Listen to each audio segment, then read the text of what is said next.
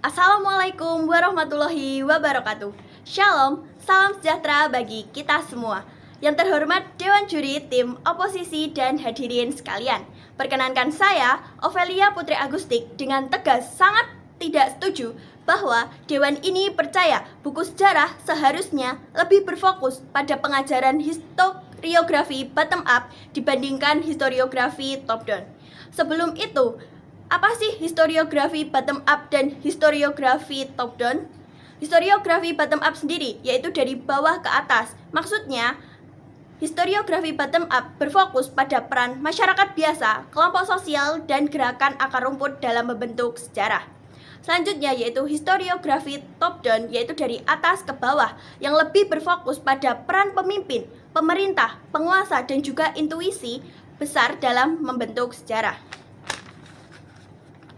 Tim Pro tadi mengatakan bahwa tim Pro memilih kabur dari pendekatan top down, yaitu pendekatan dari atas ke bawah, karena tim Pro merasa bahwa yang akan hadir yaitu pendewaan tokoh-tokoh tertentu. Maka dari itu, tim Pro memilih tidak akan menyorotnya dikarenakan lebih mementingkan keuntungan yang lebih besar. Dengan contoh alasannya, yaitu sekarang buku sejarah tidak menyoroti kegagalan bagi negaranya, karena merasa memalukan bagi negaranya sendiri. Tim pemerintah juga mengatakan bahwa bottom up dari bawah ke atas memberi suara kepada rakyat kecil dan juga kelompok yang selama ini terpinggirkan. Sekilas itu terdengar adil, namun kami sangat membantahnya karena memberi ruang kepada banyak narasi seperti masyarakat maupun kelompok sosial tanpa kerangka nasional seperti penguasa dan juga pemerintah di dalamnya, itu jelas akan malah berpotensi memperdalam luka lama.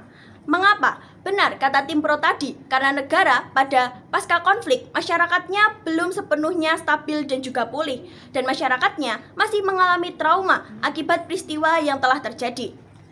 Namun, ketika setiap kelompok diberi ruang yang besar untuk membawa perannya masing-masing ke dalam buku teks sejarah, maka yang terjadi bukanlah menyelaraskan buku sejarah tersebut, melainkan kompetisi korban. Lantas, nanti kita akan mendengar siapa yang paling menderita, siapa yang paling benar. Hal itu malah akan justru berbahaya. Oleh karena itu, solusinya bukanlah mengganti fondasinya, tetapi memperbaiki fondasi tersebut. Karena jika fondasinya dihilangkan, maka bangunan nasional tersebut akan runtuh. Oleh karena itu, saya sangat tidak setuju bahwa Dewan ini lebih percaya buku sejarah seharusnya lebih berfokus pada pengajaran historiografi bottom up, yaitu dari bawah ke atas, dibandingkan dengan historiografi top down, dari atas ke bawah. Karena apa? Yang pertama, negara pasca konflik membutuhkan persatuan nasional.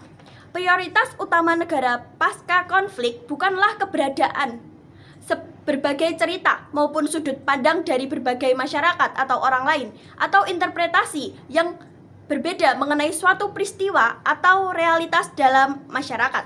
Melainkan apa? Melainkan prioritas utamanya yaitu persatuan. Setelah negara tersebut mengalami pasca konflik, perang saudara, ataupun pergantian rezim, maka masyarakat akan terpecah menjadi beberapa kelompok, seperti kelompok korban, kelompok pelaku, dan juga kelompok yang merasa dirinya paling benar. Jika buku sejarah terlalu fokus pada bottom up, maka masing-masing kelompok akan terus mengingat luka mereka sendiri, maka akibatnya mereka akan sulit untuk melupakan peristiwa yang telah terjadi tersebut. Sebaliknya, historiografi top down yaitu menyediakan narasi nasional bersama, mulai dari peran pemimpinnya hingga peran masyarakatnya, yang akan menimbulkan perspektif bahwa dahulu kita pernah luka, tetapi sekarang kita membangun negara kita bersama. Yang ini merupakan dasar penyelarasan antara dua informasi yang berbeda untuk memastikan keakuratannya, agar tidak terjadi manipulasi dalam buku teks sejarah. Lalu yang kedua, yaitu buku sejarah seharusnya objektif dan juga terstruktur.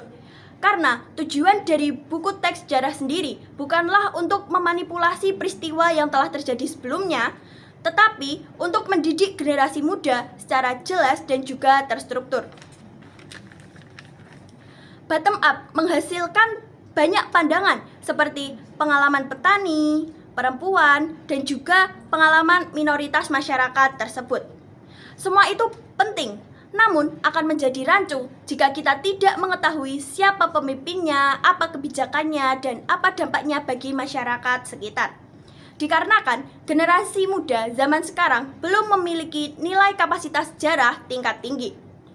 Oleh karena itu, daripada menimbulkan perspektif yang berbeda-beda, maka buku sejarah seharusnya disusun dengan historiografi top down dari atas ke bawah dahulu yang lebih difokuskan, dan kemudian baru historiografi bottom up, yaitu dari bawah ke atas. Contohnya saja yaitu di Jerman. Jerman tidak langsung mengajarkan seluruh narasi individu secara acak. Mereka memberikan kerangka besar terlebih dahulu agar generasi muda memahami konteks secara utuh. Yaitu buku sejarah Jermani pasca World War II. Setelah Perang Dunia Kedua, Jerman tetap mengajarkan sejarah melalui struktur yang jelas dan juga tanpa manipulasi, mulai dari siapa aktornya, apa kebijakannya, dan bagaimana dampaknya bagi masyarakat sekitar.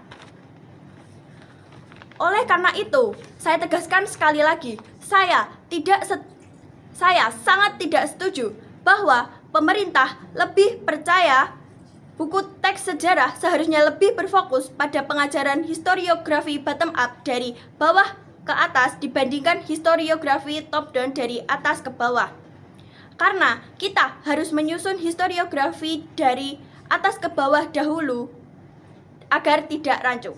Sekian argumen dari saya. Terima kasih. Mohon maaf bila ada salah kata. Wassalamualaikum warahmatullahi wabarakatuh.